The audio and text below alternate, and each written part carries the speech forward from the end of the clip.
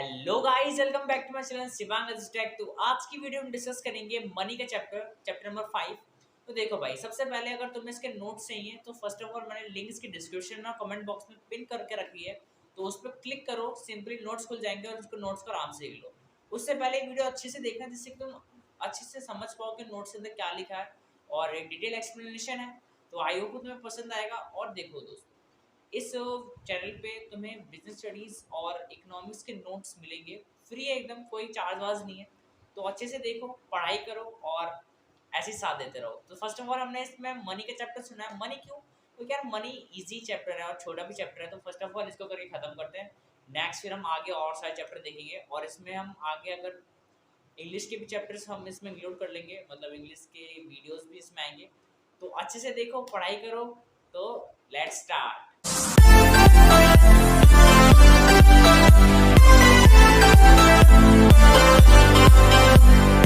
ठीक है, तो फर्स्ट हमारा है मनी।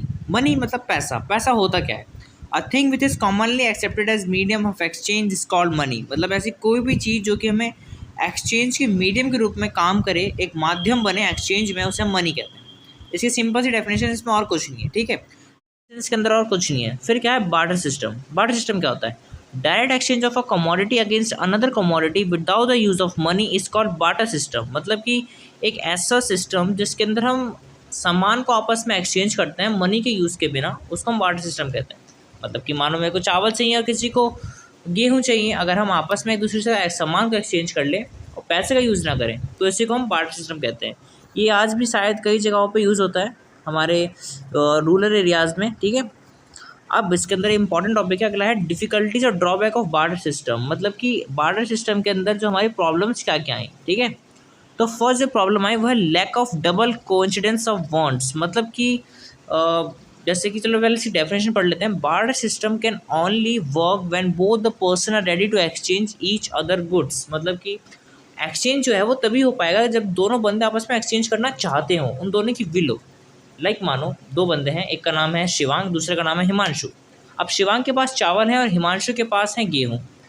ये दोनों के बीच में एक्सचेंज तभी हो पाएगा जबकि हिमांशु को चाहिए होंगे चावल और शिवांग को चाहिए होंगे गेहूँ। मतलब दोनों को आपस में एक दूसरे सामान की नीड होगी।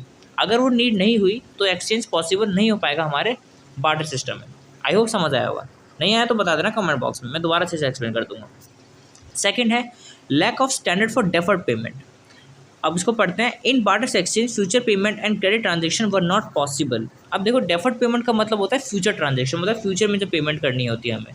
तो बार्टर सिस्टम के अंदर मानो हमने कोई सामान रख रखा है। अब देखो, सामान की यार एज होती है, मतलब ये एक टाइम पीरियड होता है, उसके बाद वो सामान ख़राब हो जाता है। हमारे एक पैसा होता है, पैसा हम कितने टाइम रख ले ख़राब होता है? नहीं होता। बट लेकिन हम बात करें सामान की, जैसे कि मानो हमने चावल रख लिए या फिर हमने मानो शीप्स रख ली, मतलब कि भेड़ रख ली हमने फ्यूचर पेमेंट करने के लिए, है ना। सामान को हम किसी में भी ले सकते हैं। तो अब ज़रूरी थोड़ी ना कुछ भी आ सकता है कि वो शीप्स मतलब ख़त्म भी हो सकती हैं या फिर मर सकती हैं या फिर उनके साथ कुछ भी हो सकता है। तो फ्यूचर पेमेंट जो है वो बार्टर सिस्टम के अंदर हमारे पॉसिबल नहीं हो पाते। ठीक है। थर्ड है lack of common measure of value. इसके अंदर क्या होता है, पहले पढ़ते हैं। It is difficult to decide in what proportion ratio two goods are to be exchanged. मतलब कि देखो यार, अब बार्टर सिस्टम के अंदर सामान एक्सचेंज होता है तो सामान का यार उसको हम मेज़र किस वैल्यू में करेंगे। लाइक अब किसी के पास हमारा दूध है, कोई बंदा दूध का बिजनेस करता है, उसके पास दूध है और एक के पास है चावल। अब चावल नापे जाते हैं किलोग्राम में और दूध नापा जाता है लीटर में। अब एक बात बताओ, अगर इन दोनों को आपस में एक्सचेंज करना होगा तो एक बीच में वैल्यू क्या है, मतलब कि इनको पता कैसे चलेगा कि कितने लीटर के लिए से कितना किलो गेहूँ देना है। तो इसमें भी बार्टर सिस्टम के अंदर हमारा ये भी पॉसिबल नहीं हो पाता था। ठीक है। Fourth, difficulty of storage and transfer of wealth. इसके अंदर क्या होता है भाइयों और बहनों कि डिफ़िकल्ट ऑफ स्टोरेज, मतलब कि बार्टर सिस्टम के अंदर हम सामान को स्टोर नहीं कर सकते लंबे समय के लिए, और ट्रांसफ़र करने में भी बहुत दिक्कत होती है। मानो भैया हमें बहुत सारा गेहूँ ट्रांसफ़र करना है तो भाई उसके लिए बहुत सारा जगह लगेगी। लाइक पैसे तो हमारे बहुत थोड़ी जगह में आ जाते हैं, बट लेकिन कोई सामान होगा वो एरिया लेता है जिससे कि वो ट्रांसफ़र करने में बहुत डिफ़िकल्टी लेगा। Lack of divisibility. डिविजिबिलिटी मतलब होता है कि बांटना, मतलब कि बार्टर सिस्टम के अंदर सामान को हम किस तरह से बांटेंगे, तो ये भी पॉसिबल हमारा नहीं हो पाएगा। ठीक है, तो ये थे हमारे ड्रॉबैक्स बार्टर सिस्टम के। अब हम आगे देखेंगे हमारा difficulty of storage and transfer of wealth. Oh sorry, ये तो हो चुका है। अब है फंक्शंस ऑफ मनी। अब भाई मनी के फंक्शंस क्या होते हैं? अभी हमने जाना मनी क्या होता है, मीडियम ऑफ एक्सचेंज, मतलब किसी भी एक्सचेंज का मीडियम को हम मनी कहते हैं। अब मनी के फंक्शन क्या होता है? मनी के मेनली दो फंक्शन होते हैं, प्राइमरी और सेकेंडरी। अब प्राइमरी फंक्शन के अंदर हमारे दो फंक्शन आते हैं, एक आता है money is a medium of exchange and second is money is major of value. ठीक है, तो वन बाय वन दोनों को डिस्कस करते हैं। पहले पहले money is medium of exchange, पहले इसको पढ़ लेते हैं। A person can sell his good and service in exchange for money and can use this money for buying the goods and service that he needs. अब देखो money जो है medium of exchange है, मतलब कि किसी भी आदान प्रदान को करने का एक माध्यम है। अब माध्यम से इस डेफिनेशन से अगर हम क्या समझे कि एक इंसान जो है वो अपनी नीड से, मतलब इस पैसे का यूज़ करके अपने सामान को बेच सकता है और पैसे कमा सकता है, और उसी कमाए हुए पैसे से अपनी ज़रूरत की चीज़ें खरीद सकता है। मतलब कि एक्सचेंज में हेल्प कर रहा है हमारा कौन? मनी हेल्प कर रहा है। ठीक है, नेक्स्ट अगर हम जाएँ तो नेक्स्ट है हमारा money is major of value. अब मेजर ऑफ वैल्यू का मतलब क्या होता है कि जो हमारा पैसा होता है, आई थिंक यहाँ पे थोड़ा कट गया है बट कोई नहीं, आप जब आप वीडियो डाउन करेंगे तो उसमें पूरा आ जाएगा कि जो मनी होता है हमारा वो एक मेजर ऑफ वैल्यू है, मतलब कि किसी भी सामान को नापने की एक मीडियम है। कैसे कि मेजर कंपेयर्ड एंड एक्सप्रेस्ड, मतलब कि जो हमारी कमोडिटी होती है और सर्विस होती है उसको हम किसी भी तरह से मेजर कर सकते हैं, नाप सकते हैं, कंपेयर कर सकते हैं। किसके रूप में? पैसे के रूप में। लाइक हमें दूध चाहिए तो दूध अगर लीटर में चाहिए तो भाई इतने रुपए लीटर है, और हमें गेहूँ चाहिए किलो में तो इतने रुपए किलो है ना। तो हम इस हिसाब से उसको मेजर कर सकते हैं, कंपेयर भी कर सकते हैं आपस में, और एक्सप्रेस तो हम कर ही सकते हैं। ठीक है, तो ये दोनों होता है हमारे प्राइमरी फंक्शन। नेक्स्ट आता है हमारे सेकेंडरी फंक्शन। तो सेकेंडरी फंक्शन की तरफ अगर हम आएँ तो सेकेंडरी फंक्शन क्या होते हैं? स्टैंडर्ड फॉर डेफर्ड पेमेंट, मतलब कि जो हमारा मनी होता है वो फ्यूचर पेमेंट्स, मतलब लाइक हमें फ्यूचर में कोई पेमेंट करनी है ना। आज हमने देखा है कि आज हमें कई सारा सामान खरीद लेना और फ्यूचर में पेमेंट करते हैं। क्रेडिट फैसिलिटीज़ जो मिलती हैं वो किसके से पॉसिबल हो पाई है? हमारे मनी की वजह से पॉसिबल हो पाई है। नेक्स्ट है store of value.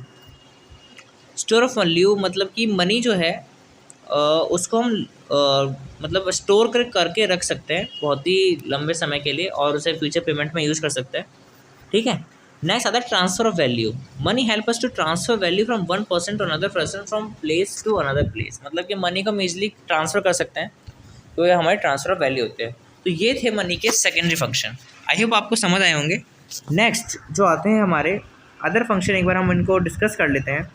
Basis of credit function, इसका मतलब होता है कि जो हमारा मनी है वो क्रेडिट फैसिलिटी हमें प्रोवाइड कराता है। डिस्ट्रीब्यूशन नेशनल इनकम, मतलब कि जो हमारी नेशनल इनकम है, लाइक हम पढ़ेंगे हमें आगे के चैप्टर्स में, बट नेशनल इनकम जो होती है हमारी उसको डिस्ट्रीब्यूशन में हेल्प करता है, मतलब इनकम को सब में डिस्ट्रीब्यूट करने में मनी हमारी हेल्प करता है।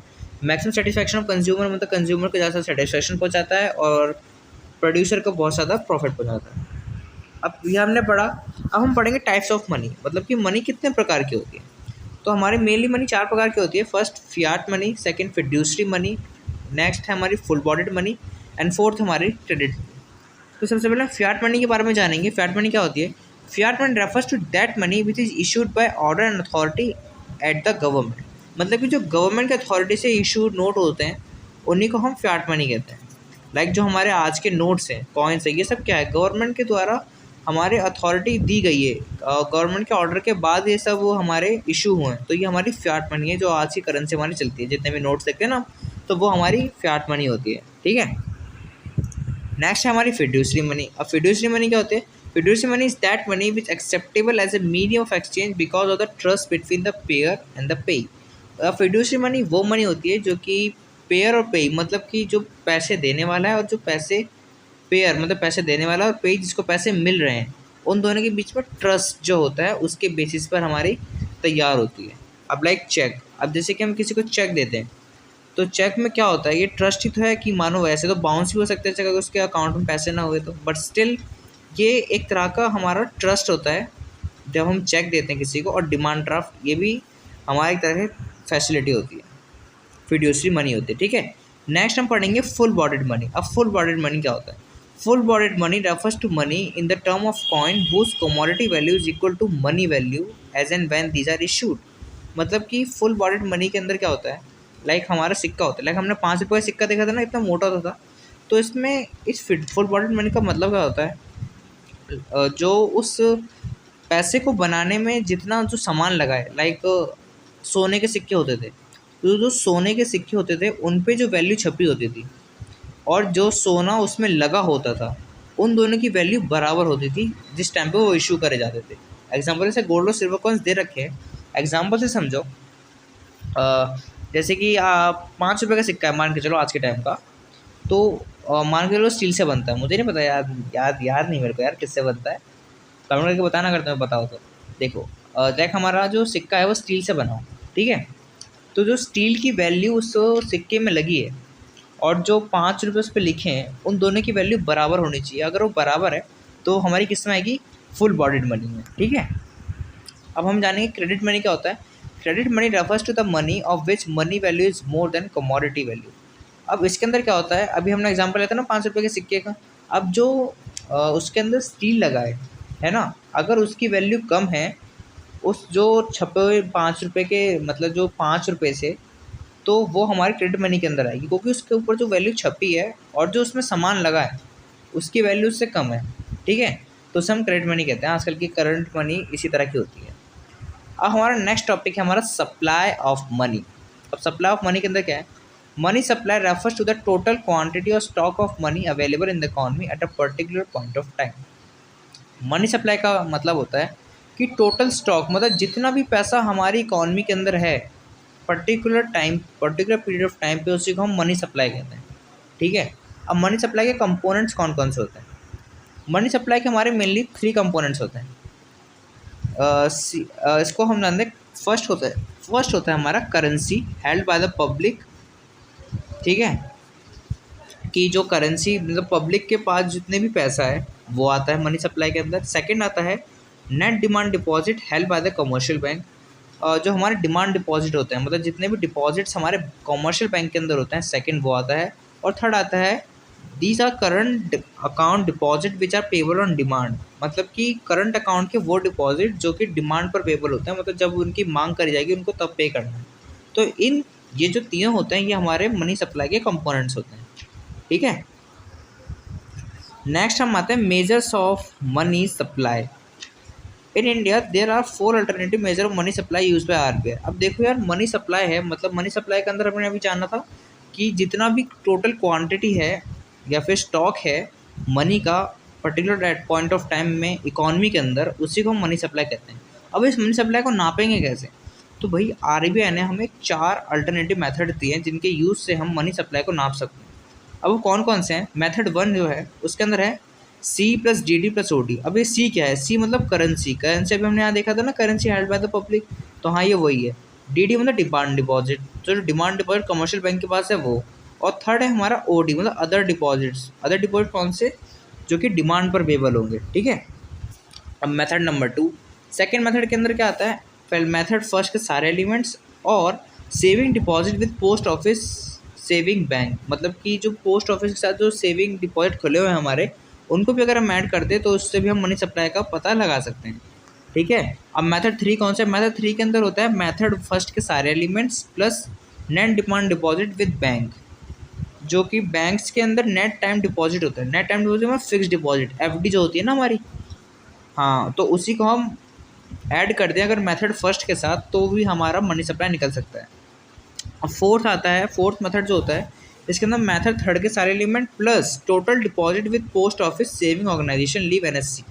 एनएससी का नेशनल सेविंग सर्टिफिकेट होता है। अगर हम इसको हटा के जितने भी डिपॉजिट है पोस्ट ऑफिस के अंदर उनको जोड़ देंगे तो हमारा क्या आ जाएगा, हमारा मनी सप्लाई आ जाएगा। ओके, तो ये चारों मेथड होते हैं। मेन जो इंपॉर्टेंट मेथड होता है वो फर्स्ट मेथड होता है, इसको अच्छे से याद कर लेना, जो कि है currency plus demand deposit plus other deposit. Okay, next and जो लास्ट टॉपिक है इस चैप्टर का वो है हु सप्लाइज मनी, मतलब कि मनी के सप्लायर कौन कौन होते हैं। तो मनी के मेनली 3 सप्लायर होते हैं, first central bank, second commercial bank, third government. Okay, अभी हम इंडिया की पढ़ रहे हैं तो इंडिया का जो सेंट्रल बैंक है उसका नाम क्या है, आरबीआई। आरबीआई मतलब रिजर्व बैंक ऑफ इंडिया। फिर कमर्शियल बैंक, कमर्शियल बैंक जितने भी बैंक हैं अदर बैंक, सेंट्रल बैंक को हटा के वो सब कमर्शियल बैंक्स की कैटेगरी में आते हैं, ठीक है। और फिर लास्ट लगता है गवर्नमेंट ऑफ इंडिया, मतलब इंडिया की गवर्नमेंट। तो अब हम इसको अच्छे से पढ़ते हैं। In India, RBI is the principal supplier of money. RBI issues currency on the basis of minimum reserve system. On the system, Reserve Bank maintains a minimum reserve of rupees 200 crore in the form of gold and foreign security of the reserve value of gold must be 115 crore. अब समझो इसके अंदर क्या होता है। अब जो हमारा आरबीआई है वो प्रिंसिपल सप्लायर, मतलब कि वो है सबसे बड़ा सप्लायर इकॉनमी के अंदर, ठीक है। तो सिक्योरिटीज होती है हमारी, ठीक है। तो ये होता है हमारा मिनिमम रिजर्व सिस्टम, जिसके अंदर हमारा 200 करोड़ का टोटल रिजर्व होगा, जिसमें से 115 करोड़ का गोल्ड, बाकी की फॉरेन सिक्योरिटीज़। तो अभी हमने जाना सेंट्रल बैंक ऑफ इंडिया मतलब आरबीआई के बारे में। सेकंड सप्लायर है हमारा कॉमर्शियल बैंक। अब भैया कॉमर्शियल बैंक के बारे में जानते हैं। Commercial bank are the second significant source of money supply. Commercial bank do not have the authority of issuing currency. Money created by the commercial bank the way of demand deposit is called bank money. अब समझो इसको। Commercial bank are the second significant source of money supply, मतलब कि दूसरे important मतलब supplier हैं money supply के। अब भैया ये इनको है अथॉरिटी नहीं होती। अथॉरिटी मतलब इनको परमिशन नहीं होती कि ये करेंसी को इशू कर सकें, क्योंकि वो तो खाली आरबीआई के पास होगी और गवर्नमेंट के पास होती है, वो हम पढ़ेंगे। आरबीआई के पास होती है, इनके पास नहीं होती। बट स्टिल ये डिमांड डिपॉजिट के द्वारा बनाते हैं पैसे। यहाँ पे लिखा है ना, money created by the commercial bank by the way of demand deposit is called bank money. मतलब कि डिमांड डिपॉजिट का मतलब वो क्या होता है, देखो बैंक जो होता है हमारा डिपॉजिट लेता है और हमें इंटरेस्ट देता है। मानो हमने 10,000 रुपये जमा करे और हमें 6% का इंटरेस्ट मिलेगा, ठीक है। और वही पैसा जब बैंक लोन को ले देगा तो वो देगा 10%, 12% में। तो वो जो बीच का जो मार्जिन है हमारा, वो क्या होता है, हमारा बैंक का इनकम होती है। तो उसी बैंक के इनकम को हम क्या बुलाते हैं, हमारी बैंक मनी, ठीक है। नेक्स्ट जो हम पढ़ेंगे वो है थर्ड सप्लायर ऑफ मनी, जो कि है गवर्नमेंट। अब गवर्नमेंट के बारे में पढ़ते हैं। Government is the third source of money supply in the country. The ministry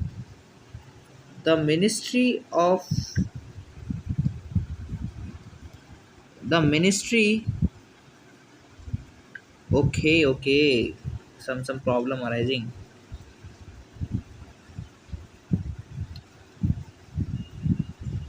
देखो, government is the third source of money supply in the country. The minister of finance issue 1 rupee note and the coin of all denomination. अब इसका मतलब क्या होता है, देखो government जो होती है थर्ड सप्लायर ऑफ मनी होती है, मतलब कि ये थर्ड सप्लायर है। और जो मिनिस्टर ऑफ फाइनेंस है, मतलब जो पैसे की, अब देखो मिनिस्ट्री है, उसको 1 रुपी नोट और कॉइन्स, जितने भी कॉइन्स हैं उन सबको इशू करने की अथॉरिटी है। अब देखो प्रिंसिपल अथॉरिटी किसको है, हमारी आरबीआई को, बट लेकिन मिनिस्टर ऑफ फाइनेंस को भी अथॉरिटी है इशू करने की, जो कि हमारे कॉइन्स इशू कर सकता है एंड हमारे 1 रुपी का नोट इशू कर सकता है। तो देखो भाई आज की वीडियो में इतना ही हमारा। अगर आपको नोट्स चाहिए तो मैंने पहले ही बता दिया था कहाँ जाके मिलेंगे आपको। तो मिलेंगे नेक्स्ट वीडियो में, तब तक के लिए स्टे ट्यून, बाय बाय, जय श्री राम।